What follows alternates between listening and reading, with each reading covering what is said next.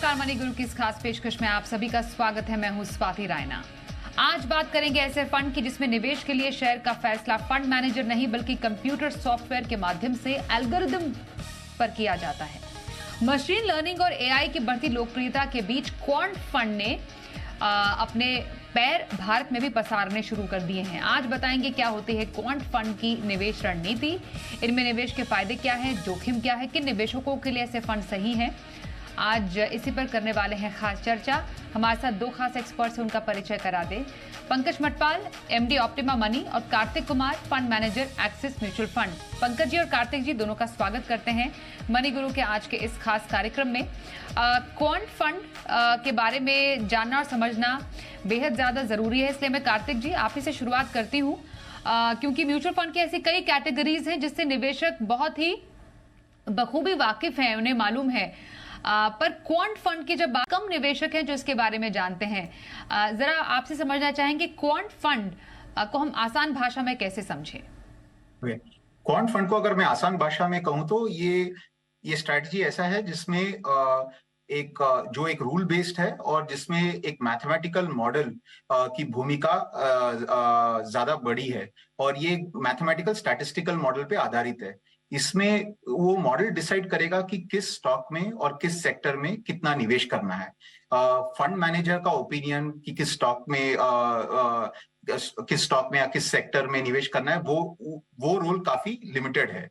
तो अगर मैं क्वांट फंड के बारे में कहना चाहूं तो ये बहुत आसान तरीका होगा बताने का। ओके, बिल्कुल।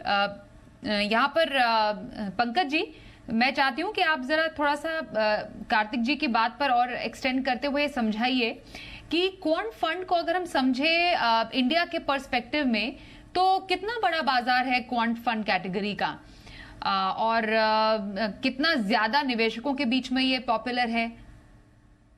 बिल्कुल स्वाति, देखिए जैसा अभी बताया कार्तिक जी ने कि अगर हम कैटेगरी की बात करें तो डेफिनेटली ये क्वांटिटेटिव मॉडल पर आधारित है, तो यहाँ पर ह्यूमन बायसेस के चांसेस नहीं हैं, और जो भी मॉडल तय करता है कि किस सेक्टर में और कौन से स्टॉक्स में इन्वेस्ट करना है। लेकिन जैसा आपने कहा अभी कि इंडिया में अभी ये काफी नया है, अधिकतर फंड करीब करीब 2 साल पुराने हैं, कुछ ही फंड्स हैं। पहली बात तो इस कैटेगरी में अब तक सिर्फ 7 ही फंड हैं, और उन 7 फंड्स में से भी मोस्ट ऑफ द फंड्स काफी नए हैं। और यदि हम बात करें उनके टोटल एयूएम की तो मेरे हिसाब से लगभग 3.5 करोड़ के आसपास का असेट है अभी टोटल फंड्स का। तो इसका मतलब यह है कि निवेशकों में पॉपुलैरिटी तो इसकी बहुत कम है, शायद अवेयरनेस कम है। हालांकि ये एक तरह से कह सकते हैं कि एक्टिव फंड और पैसिव फंड के बीच की कड़ी है। तो अगर थोड़ा पॉपुलर किया जाए तो काफी यूजफुल हो सकती है, यूजफुल साबित हो सकती है। और यहाँ पर डाइवर्सिफिकेशन की बिकॉज गुंजाइश है, किसी भी तरह के मार्केट कैप वाले शेयर्स में, किसी भी तरह के सेक्टर्स में इन्वेस्ट किया जा सकता है। लेकिन जैसा मैंने बताया कि फंड का साइज टोटल मतलब एयूएम जो है बहुत कम है, फंड्स बहुत कम है, अवेयरनेस कम है। तो इसको थोड़ा सा और लोगों को जागरूक बनाना पड़ेगा इसके बारे में, ताकि इसका सही इस्तेमाल हो सके। बिल्कुल, इसलिए कार्तिक जी आपसे समझना बेहद जरूरी है कि क्वांट फंड, हमने तो समझ लिया कि क्या है, कैसे काम करता है, इसके फायदे क्या हैं, क्योंकि जब भी हम एक फंड को देखते हैं उसके फायदे या उसकी खामियों को देखा जाता है, पॉजिटिव और नेगेटिव साइड्स या डाउन साइड्स पॉसिबल। तो क्वांट फंड के एक पोर्टफोलियो के लिए क्या फायदे हैं? जैसे उन्होंने बताया, क्वांट फंड में ह्यूमन बायसेस काफी लिमिटेड है, और ये प्रोसेस जो है एक रूल के हिसाब से इन्वेस्ट करने का या फिर रिडीम का कोई भी पोजीशन एग्जिट करने का डिसीजन लेता है। तो once you look at this quant process, तो इस क्योंकि स्टॉक सिलेक्शन प्रोसेस काफी डिफरेंट है, तो इसके होल्डिंग्स भी काफी डिफरेंट है कंपेयर टू ट्रेडिशनल फंड्स। तो कोरिलेशन इफेक्ट जो हम कहते हैं, काफी कोरिलेशन काफी कम है compare to traditional mutual funds. तो जब भी इन्वेस्टर ये फंड अपने पोर्टफोलियो ऑफ फंड्स में ऐड करते हैं तो उनका पोर्टफोलियो ऑफ फंड्स काफी बेटर होता है थ्रू अ मार्केट साइकिल। ये सबसे बड़ा एडवांटेज है of investing in a quant fund. Okay, और पंकज जी, क्योंकि जैसा बताया कि जो ह्यूमन बायस है वो काफी ज्यादा कम हो जाता है, जो शुरुआत से एक बहुत ही प्राइम या यूएसपी निकल कर आ रही है। तो ये इसको जरा थोड़ा सा और इलैबोरेट करके समझाएं, क्योंकि दर्शक जानना चाहते हैं कि विदाउट ह्यूमन बायस एक फंड कैसे चूज कर सकता है कि कौन से स्टॉक में इन्वेस्ट करना है, कितना इन्वेस्ट करना है, क्योंकि हमें मालूम है कि एआई का जमाना है, आर्टिफिशियल इंटेलिजेंस और मशीन लर्निंग काफी ज्यादा आगे बढ़े हैं। तो ये फंड में कैसे काम कर रहा है? बिल्कुल स्वाति, देखिए जब कोई भी फंड का एक पोर्टफोलियो कंस्ट्रक्ट होगा तो वहां पर हालांकि नियम तो पहले से तय होंगे ही। कोई भी फंड हाउस है, कोई भी फंड मैनेजर है, उनका एक स्टाइल होगा, उनका कोई उनकी रणनीति होगी जिसके तहत पोर्टफोलियो डिजाइन किया जाएगा। लेकिन फिर भी क्या होता है कि कई बार कुछ स्टॉक्स हो सकता है एक्सपेंसिव हो, फिर भी फंड मैनेजर को लग रहा हो कि यहां पर काफी पोटेंशियल है, तो वो वहां पर निवेश कर सकते हैं। यानी कि आपके अगर कैलकुलेशन के हिसाब से लगता है कि स्टॉक महंगा है पर आपको अच्छा लग रहा है, तो शायद आप अपना डिसीजन ले सकते हैं। लेकिन यहां पर यदि हम बात कर रहे हैं कि क्वांटिटेटिव मॉडल है, यानी कि वैल्यू, ग्रोथ, लिक्विडिटी, वो सब कुछ पहले से तैयार है और सॉफ्टवेयर के जरिए ये बात तय हो जाती है कि अगर ये स्टॉक इसमें फिट बैठता है, इस मॉडल में फिट बैठता है, तो वो लिया जाएगा, अदरवाइज नहीं बाय करेंगे। मतलब बाय तो डेफिनेटली फंड मैनेजर ही अल्टीमेटली उसको आगे प्रोसेस करेंगे, लेकिन सिस्टम आपको बता रहा है कि आपका मॉडल बता रहा है कि आपको स्टॉक लेना है, नहीं लेना है, इस सेक्टर में कितना एलोकेशन करना है। तो यहां पर यदि बात तय है तो, और उसके बाद यह भी तय है कि फंड मैनेजर्स अपने हिसाब से वहां पर कोई अलग डिसीजन नहीं लेंगे, तो ह्यूमन बायसेस यहां पर जो स्कोप है वो ऑलमोस्ट लिमिट हो जाता है। क्योंकि अदरवाइज जैसा मैंने कहा कि चाहे वो सेक्टर्स की बात हो, चाहे वो स्टॉक्स की बात हो, फंड मैनेजर्स अपने हिसाब से डिसीजन लेते हैं और जो पहले तय किया होता है कई बार उसमें अपनी जो भावनाएं हैं वो बीच में आ सकती हैं। तो इसका फायदा डेफिनेटली नॉट ओनली इस तरह से कि परफॉर्म अच्छा करेगा, बल्कि गिरते हुए मार्केट में आपको नुकसान कम हो सके, उसके लिए भी ये स्ट्रेटेजी फायदेमंद साबित हो सकती है।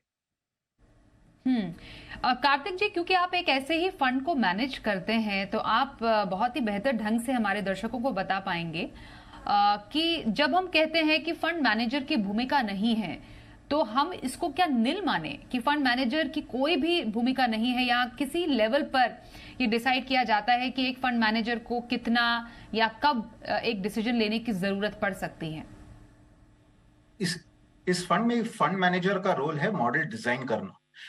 ऐसा नहीं कि फंड मैनेजर की का कोई भूमिका नहीं है, बट वो जो मॉडल होता है वो फंड मैनेजर डिजाइन करता है। तो जैसे ही कोई fund house growth fund house होता है, कोई fund house quality fund house होता है, वैसे भी एक क्वांट फंड भी उसके भी अपना एक टिल्ट होता है। जैसे हमारा टिल्ट है, हम कहते हैं we want to invest in a portfolio of QGAR, जो है portfolio of quality stocks with good growth at reasonable prices. तो हमारे 3 आधार स्तंभ है। सो क्वालिटी, ग्रोथ और वैल्यूएशन, हम ये 3 चीज देखते हैं। तो वैसे ही हर क्वांट फंड और हर quant fund manager through the model decide करेगा कि किस तरीके के स्टॉक्स या सेक्टर में वो इन्वेस्ट करना चाहेंगे। बट जो अल्टीमेट डिसीजन है कि कितना इन्वेस्ट करना है और कैसे कब एग्जिट करना है, वो डिसीजन मॉडल करेगा। हाँ, ओके। यहाँ पर मैं कार्तिक जी एक और बात आपसे समझना चाह रही थी कि जैसा कि आपने बताया, यहाँ पर जो इन टोटल अगर हम समझना चाहें एक फंड की फंक्शनिंग, आपने इस पूरे बाजार को स्टडी किया है, तो कितना स्कोप आपको बाजार में क्वांट फंड का के ग्रोथ के लिहाज से नजर आता है? अगर आप इंटरनेशनली देखो तो क्वांट फंड्स ऑलमोस्ट 14% है, टोटल 14 to 18% है ऑफ द टोटल AUM। तो गिवन दैट हम लोग भी हमारा मार्केट भी डेवलप हो रहा है and we are going towards the same direction in the sense कि जो वेस्ट में जो ट्रेंड्स चल रहे हैं, हम भी उसी ट्रेंड्स के तरफ बढ़ रहे हैं। तो वैसा देखा जाए तो क्वांट फंड्स को भी हमारे बाजार में अराउंड 15 to 20% मार्केट शेयर होना चाहिए एट स्टेडी स्टेट।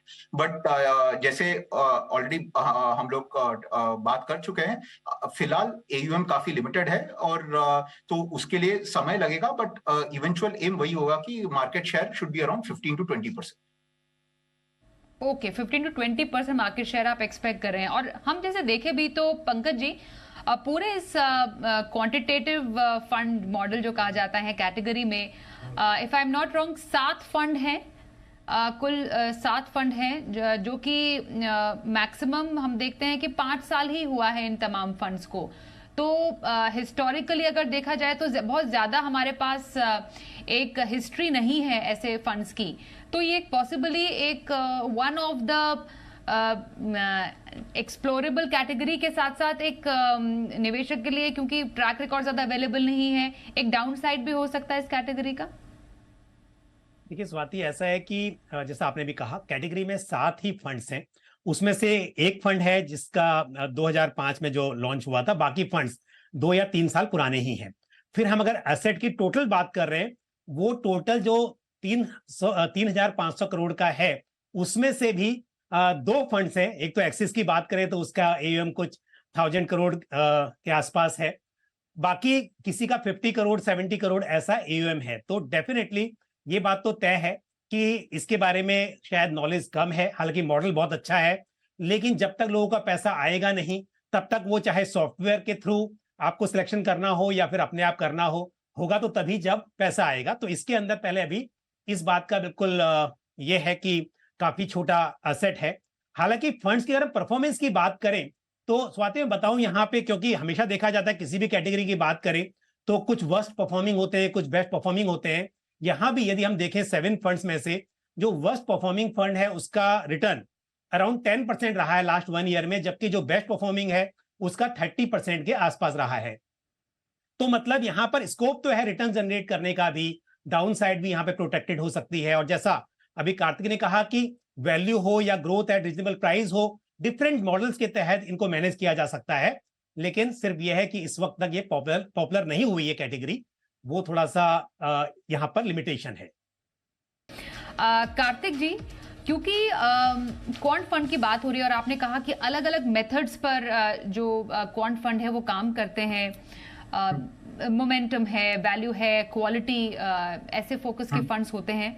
कैसे समझा जाए कि कौन सा एक निवेशक को कौन से मेथडोलॉजी वाला क्वांट फंड लेना चाहिए? क्या ये आसान है किसी एक निवेशक को सिलेक्ट करना कोई क्वांट फंड, या क्वांट फंड चुनने से पहले क्या ये तमाम मेथड्स को समझना और जानना बेहद जरूरी होता है एक निवेशक के लिए?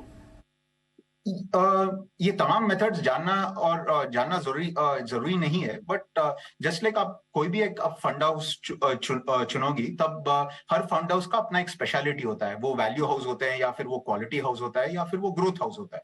तो जैसे हर फंड हाउस का अपना स्पेशलिटी होता है, वैसे ही हर क्वांट प्रोसेस का भी अपना एक स्पेशलिटी होता है। तो वो ओवरआर्चिंग थीम जो है वो समझना ज्यादा इंपॉर्टेंट है। अगर वो क्वांट फंड वैल्यू में इन्वेस्ट करता है, तो आपको पता है कि जब वैल्यू एज अ स्टाइल जब अच्छा परफॉर्म करेगा, तब वो फंड भी अच्छा परफॉर्म करेगा। अगर आप क्वालिटी में इन्वेस्ट कर रहे हो, तो वैसे जब क्वालिटी अच्छा परफॉर्म करेगा तो वो फंड बेनिफिट करेगा। तो आपको ये जानना जरूरी है कि ओवरआर्चिंग थीम क्या है और आप किस थीम में इन्वेस्ट कर रहे हैं। जैसे आप कोई भी सेक्टर फंड में निवेश करते हो, तो आपको पता है कि आप किस सेक्टर में इन्वेस्ट कर रहे हैं, वो सेक्टर कब चल सकता है और वो सेक्टर कब लैग करेगा। तो वैसे ही आपको ओवरआर्चिंग थीम अंडरस्टैंड करना ज्यादा जरूरी है। क्योंकि यहाँ पर थीम्स की बात हो रही है पंकज जी, क्या इसको ऐसे समझा जाए कि इसको हम एक थीमेटिक फंड की कैटेगरी में रखें, और थीमेटिक फंड थोड़े से रिस्की जोखिम भरे होते हैं, तो क्या उस हिसाब से ही निवेशकों को ऐसे फंड्स का चुनाव करना चाहिए? स्वाति, बिल्कुल ये थीमेटिक फंड ही है, क्योंकि एक थीम ही है कि क्वांटिटेटिव मॉडल पर आधारित है। लेकिन फिर भी हम अगर ये कहें कि जो दूसरे थीमेटिक फंड्स होते हैं, चाहे वो इंफ्रास्ट्रक्चर हो या फिर कंजम्पशन हो, उसके मुकाबले यहाँ पर ये कह सकते हैं कि डाइवर्सिफाइड कैटेगरी है। यहाँ पर सभी तरह के सेक्टर्स हो सकते हैं, लेकिन बस ये है कि मॉडल अलग है।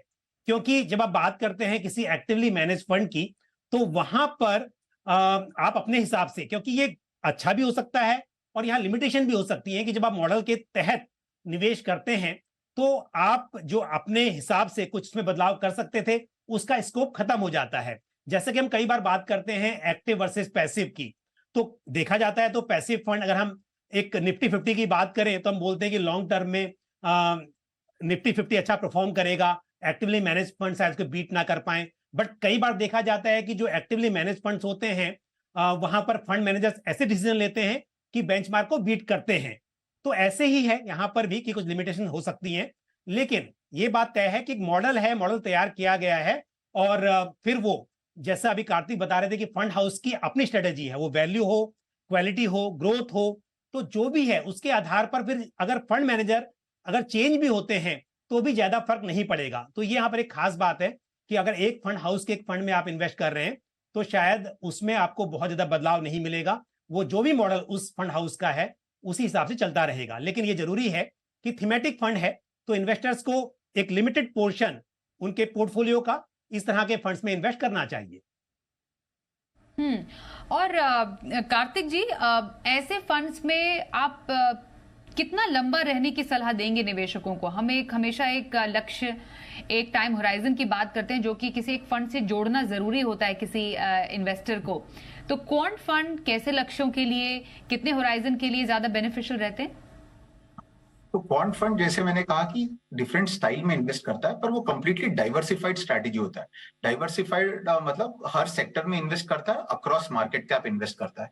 तो इसका रिस्क उतना ही है जितना कोई लेट्स से कोई फ्लेक्सी कैप फंड का जितना रिस्क है उतना ही रिस्क है। तो जब आप होराइजन की बात कर रहे हो तो आपको इसे जैसे आप हर की बाकी फंड्स को इवैल्यूएट करोगे वैसा ही आपको ये फंड भी इवैल्यूएट करना है। तो हमारा मानना है कि आपको ये फंड में करीब 3 से 5 साल तक इन्वेस्टेड रहना चाहिए। ये शॉर्ट टर्म के लिए नहीं है, क्योंकि कोई भी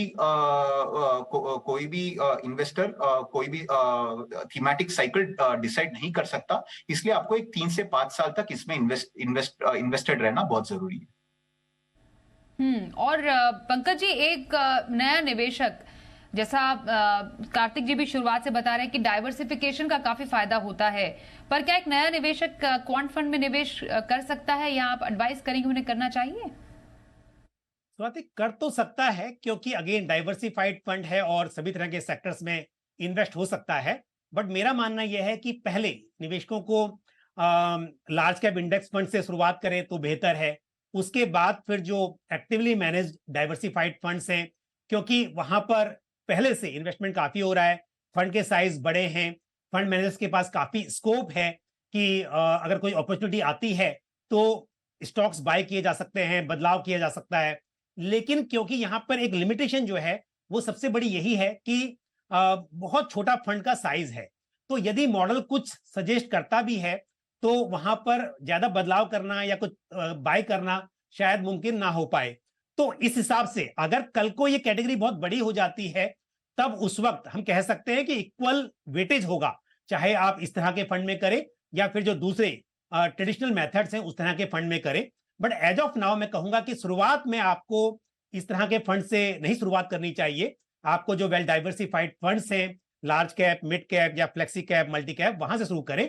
लेकिन ऐसे निवेशक जिनके पास ऑलरेडी वेल डाइवर्सिफाइड पोर्टफोलियोज हैं वो थोड़ा थीमेटिक फंड में जरूर इन्वेस्ट कर सकते हैं।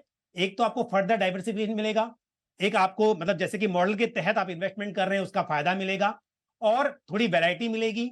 और दूसरी बात, जैसे मैंने कहा कि ह्यूमन बायसेस नहीं है, तो किसी वक्त पर ऐसा हो सकता है कि यहाँ पर लो कोरिलेशन की वजह से, यानी कि जो एक्टिवली मैनेज फंड है उनके बीच और इस तरह के फंड के बीच जो लो कोरिलेशन होगा उसका फायदा मिल सकता है। जिस वक्त पर वो फंड परफॉर्म ना कर रहे हो सकता है कि ये फंड बेटर परफॉर्म कर रहा हो उस वक्त पर भी। तो इस हिसाब से आप अपने पोर्टफोलियो में इस तरह के फंड को शामिल कर सकते हैं। कार्तिक जी, मैं समझना ही चाहती हूं कि ऐसे किसी फंड में एक फंड मैनेजर जब भी उनका रोल होता है तो एक रिस्क को कैसे मैनेज किया जाता है?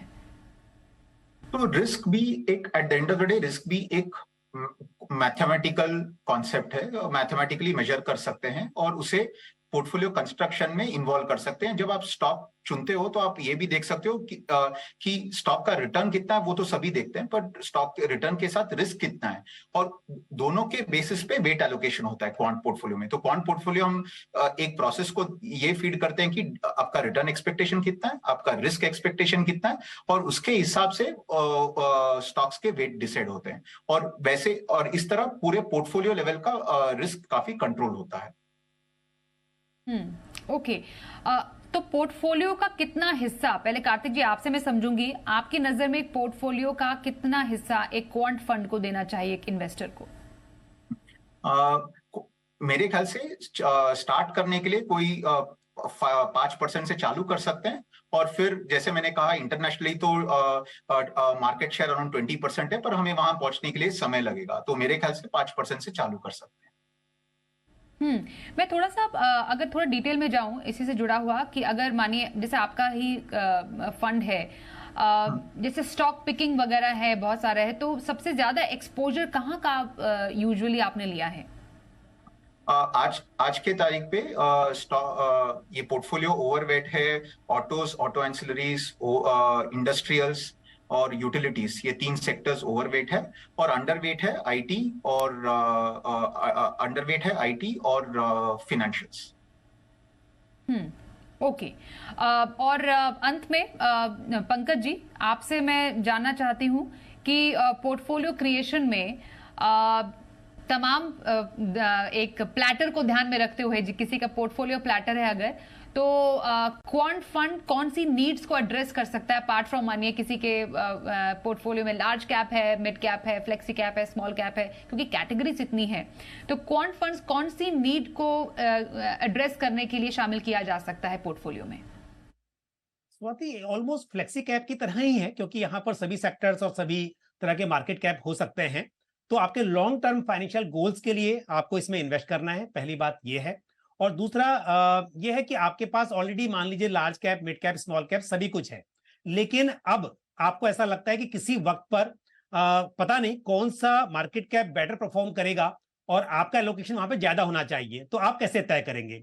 तो ये फंड अगर आपने लिया हुआ है और वहां पर मॉडल के तहत उस वक्त पर जिस जगह पर एलोकेशन ज्यादा होना चाहिए, जिन सेक्टर्स में या जिस मार्केट कैप में, वो ये मॉडल के तहत निर्धारित हो रहा है, तो इसका फायदा आपको मिल जाएगा। तो कहने का मतलब यह है कि आपने अगर अपने हिसाब से 60% आपने या 50% लार्ज कैप में लिया हुआ है, 30% आपका मिड कैप में और बैलेंस स्मॉल कैप में है, और साथ में इन एडिशन टू दैट आपने एक ये क्वांट फंड भी ले लिया, तो फायदा ये होगा कि किसी वक्त पर अगर किसी तरह के सेक्टर्स की या मार्केट कैप की ज्यादा जरूरत है पोर्टफोलियो में, वो शायद आपको यहां से मिल जाएगा, जिसकी वजह से आपके टोटल जो पोर्टफोलियो का रिटर्न है वो इंप्रूव होने के चांसेस हैं। बिल्कुल। तो क्वांट फंड की बारीकियां आज हमने समझने की कोशिश की है, और उसमें आसानी से जो बारीकियां बताई हमारे आज के एक्सपर्ट्स कार्तिक कुमार और पंकज मटपाल ने। अब दोनों एक्सपर्ट्स का बहुत धन्यवाद हम करते हैं हमारे साथ इस कार्यक्रम में शामिल होने के लिए। रुकेंगे एक ब्रेक के लिए, देखते रहिए जी बिजनेस।